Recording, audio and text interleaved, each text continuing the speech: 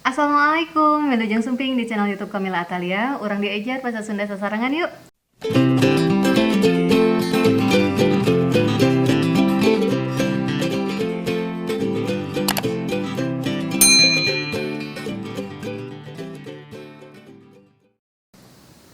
Kayak kelas 8 kamari, urang diajar ngeunaan novel.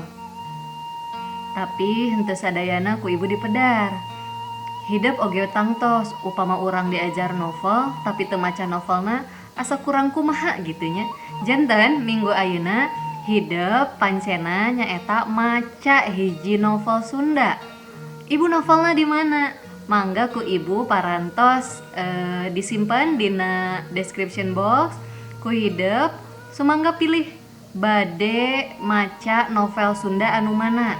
Omatnya kedah dibaca. Tuluy upami parantos dibaca ku hidup damel ringkesan carita anu ku hidup baca.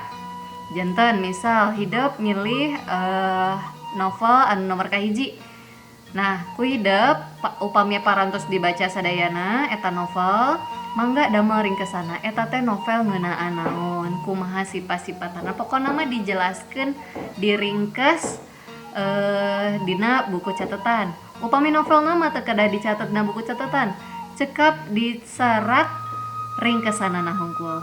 Mung sakitu kangge minggu ayeuna tong hilap diaos novelna urang diajar sasarengan. Upami hidup aya nu teu ngartos ngeunaan novel, sumangga hidup tiasa tuliskeun patarosanana dina kolom komentar.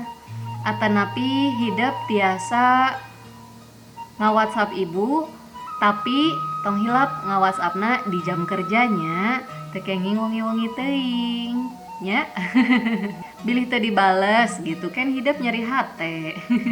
Upami dina jam kerja mah insyaallah ku ibu diwaler. Eta hungkulnya wilujeng maca novel Sunda. Tepang di minggu payun. Assalamualaikum.